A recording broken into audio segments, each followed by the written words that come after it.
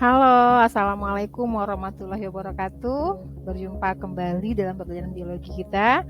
Hari ini kita akan membahas materi yang tetap menarik, yaitu yang bertopik apa sih yang menyusun tubuh tumbuhan.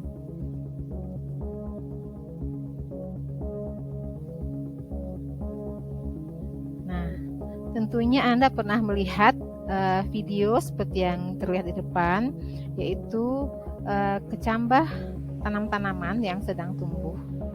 Kemudian juga pernah melihat barangkali batang kayu yang sengaja ataupun tidak ditebang dan terlihat bagian-bagian dalamnya seperti ada bulatan di sana, atau bahkan yang lebih dekat dengan keseharian Ananda, yaitu memakan buah-buahan seperti misalnya buah apel dan kemudian terlihat bagian dalamnya yang berwarna putih, ya, seperti itu. Nah, itu merupakan suatu hal yang merupakan fenomena bahwasanya tumbuhan itu dibangun oleh berbagai macam jaringan yang berbeda-beda. Masing-masing jaringan memiliki tugas dan bentuk yang spesifik.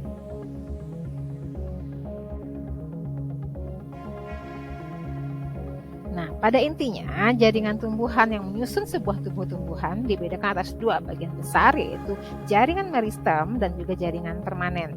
Nah, jaringan meristem dibangun oleh jaringan-jaringan yang sel-selnya masih muda dan aktif membelah.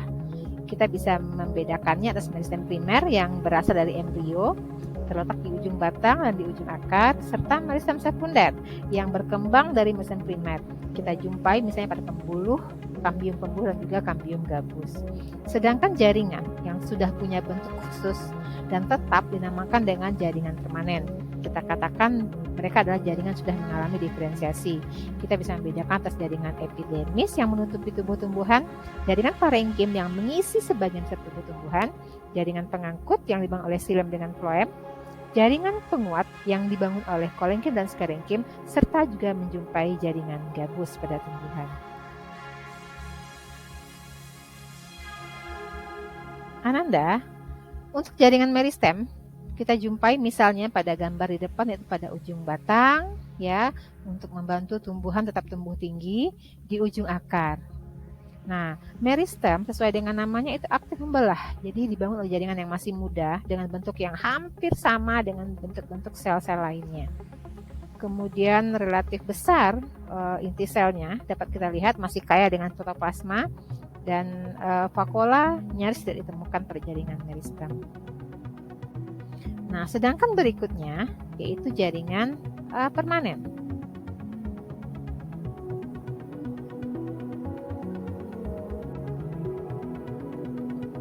Jaringan permanen yang pertama kita bahas seperti jaringan parenkim, yaitu jaringan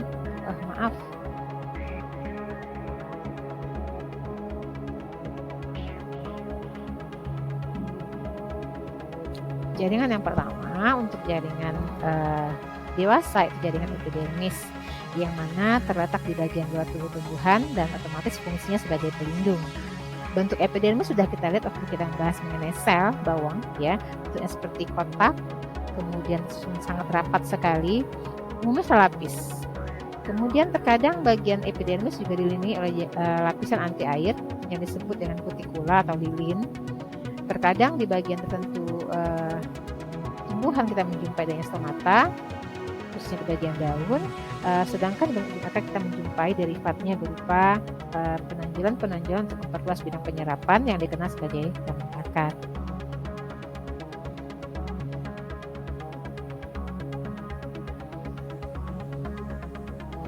Nah, berikutnya jaringan dewasa yang kedua yaitu jaringan parenkim atau jaringan pengisi yang merupakan dasar dan bagian yang paling banyak dijumpai pada sebuah sel tumbuhan. Berfungsi sebagai cadangan makanan untuk buah-buahan dan juga batang yang menyimpan makanan, atau sebagai tempat fotosintesis kalau kita jumpai jaringan tersebut di bagian daun. Ya, pada lidah buaya kita jumpai misalnya ada jaringan penyimpannya pada daunnya, gitu ya. Kemudian pada wortel juga demikian, pada akarnya atau pada batang kayu sendiri, yang pada intinya merupakan jaringan dasar yang dibangun oleh jaringan parenkim. Jaringan berikutnya yaitu jaringan pengangkut. sudah kita kenal sejak dari SD sampai SMP ya Ananda. Jaringan pengangkut dibangun oleh jaringan xilem dan jaringan floem. Jaringan xilem itu untuk mengangkut air dan mineral dari tanah menuju ke organ fotosintesis, sedangkan jaringan floem berfungsi untuk mengedarkan hasil fotosintesis menuju semua bagian tubuh tumbuhan yang dibutuhkan. Nah, xilem ini merupakan jaringan kompleks, sama halnya dengan floem. Xilem dibangun oleh berbagai macam unsur yaitu trachea, serabut xilem, dan juga parenkim xilem. Sedangkan floem juga merupakan jaringan kompleks yang dibangun oleh unsur tapis sendiri atau unsur floemnya, sel pengiring, serat floem, dan juga parenkim floem. Nah, jaringan berikutnya merupakan jaringan penguat.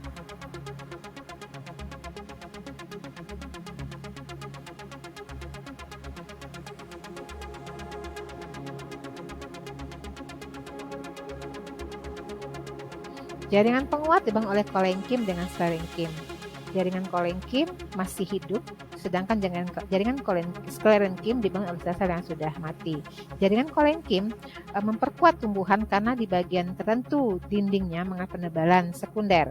Bisa di bagian sudutnya dikenal sebagai kolenkim angular atau di bagian atas bawah yang dikenal sebagai kolenkim lamelar.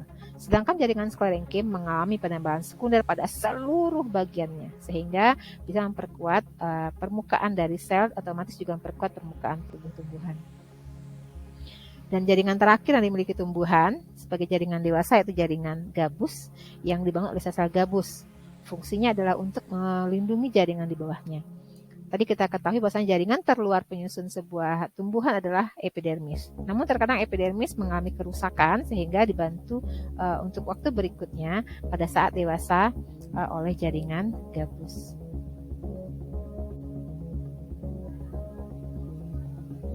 Nah, jaringan-jaringan yang menyusun tubuh tumbuhan tadi menyusun diri menjadi sebuah organ.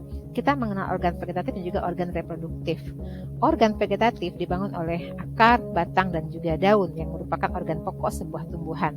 Masing-masing yang memiliki fungsi dan tugas yang berbeda-beda.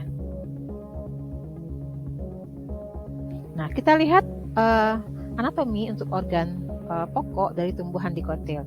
Akar pada tumbuhan dikotil dapat kita lihat dibangun oleh bagian terluarnya berupa selapis epidermis, kemudian ada parenkim bagian luar yang dikenal sebagai korteks, berikutnya juga ada endodermis, xilem, floem yang dibatasi oleh kambium dan juga parenkim bagian dalam. Nah, untuk batang kita lihat berkas pengangkutnya tersusun konsentris. Kalau kita urutkan jaringan yang menyusunnya dibangun oleh epidermis, kemudian jaringan parenkim luar atau korteks, ada jaringan floem dibatasi oleh kambium, dan kemudian xilem. Di bagian dalam kita akan menyumpai parenkim bagian dalam yang dikenal namanya sebagai ompulur. Nah, untuk daun juga dibangun oleh parenkim atas, kemudian juga bisa jaringan epidermis atas maksud saya, kemudian juga ada jaringan parenkim polisade, parenkim spons, dan juga terkadang kita menjumpai adanya stomata atau mulut daun.